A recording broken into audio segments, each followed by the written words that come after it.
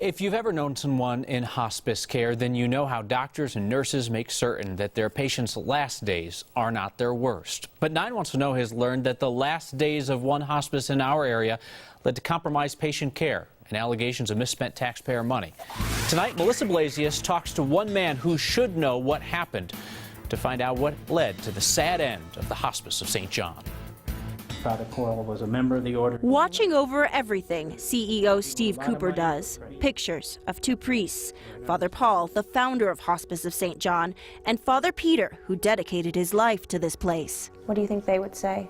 Hopefully they would say that I've tried the best I could with what we had given the circumstances. It was heartbreaking. Nurse Helen Parton worked until the end. I did the best I could not to express my feelings to the patients, although I was angry and hurt because it shouldn't be happening. State regulators found Hospice of Saint John owed money, a lot of it, $1.2 million at the end of August, $90,000 just to the pharmacy that supplied pain medication. That was the part that I think was really striking to us. The hospice couldn't even make payroll. Staffing was extremely low in terms of the number of staff that they had to take care of the number of patients that they had. Bad things happened. A patient OD'd on pain meds. Another did not have proper bandages for wounds. A third kept falling at home. State regulators concluded there was immediate jeopardy to the health, safety, and welfare of the hospice patients. Well, I know what the state said. Do you disagree with what the state regulators say? I kept asking, are the patients all right? And I kept getting reassured they were. I think we were providing better care than anybody else was. But Hospice of Saint John had no options left. CEO Steve Cooper surrendered their license to the state. It's such a shame. Carol and David Scholdice, 30-year volunteers at Hospice of Saint John, hope this place will be remembered for how it used to be instead of how it ended. All the hundreds of employees and volunteers that worked there for so long and what they did, I wouldn't want that to be forgotten. It started in October of last year. Cooper blames Medicaid and Medicare, saying they demanded more documentation, there were payment delays, and in April, sequestration. So we had the worst of both worlds. Costs are going up, reimbursements going down. Cooper said the sequester cost the hospice about $250,000 a year. Okay, but what about the other $1 million they're in the red? Some employees tell 9 Wants to Know that the real problems were Cooper's management choices and his spending decisions. Hospice of Saint John's annual Mad Hatter Tea Party. Fun? Yes. Fundraiser?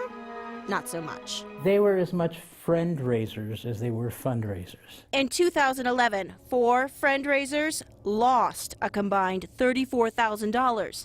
There were also many CEO lunches on the hospice's dime, thousands paid to Cooper's wife's PR firm for marketing, and a CFO and COO financial managers with personal bankruptcies in their past. The buck has to stop with somebody. It stops with me. I have no problems with you going through whatever records you want to go through here. The records 9 Wants to Know the most about? Medicaid payment arrangements between the hospice and third-party nursing homes. Nurse Parton says that the nursing homes she was assigned to visit were refusing to work with Hospice of Saint John. We heard you can't come back here. You don't have patients here anymore. It concerned me, and I couldn't get honest answers. Parton tried to blow the whistle. She wrote the Colorado Attorney General's Medicaid Fraud Control Unit, saying hospice was billing Medicaid for pass-through room and board payments, but not actually paying the nursing homes that provided the room and board. 2 nursing homes have filed lawsuits saying hospice still owes them tens of thousands of dollars. And you weren't supposed to use your Medicaid money to pay those bills?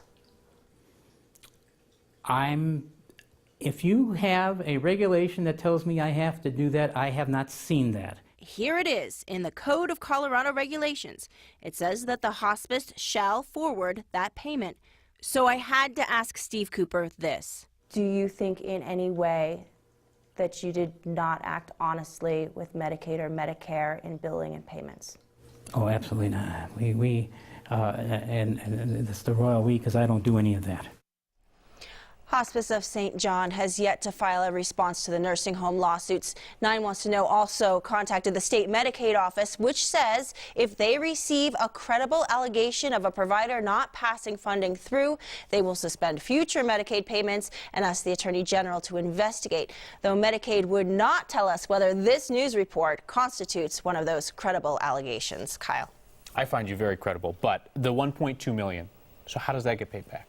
Okay, well, first of all, the hospice has recently changed their website. They say, we are out of business, but please still send your money donations to them to help pay back the creditors. Any money coming back to taxpayers here? You know, it's something that the Medicaid office may look at.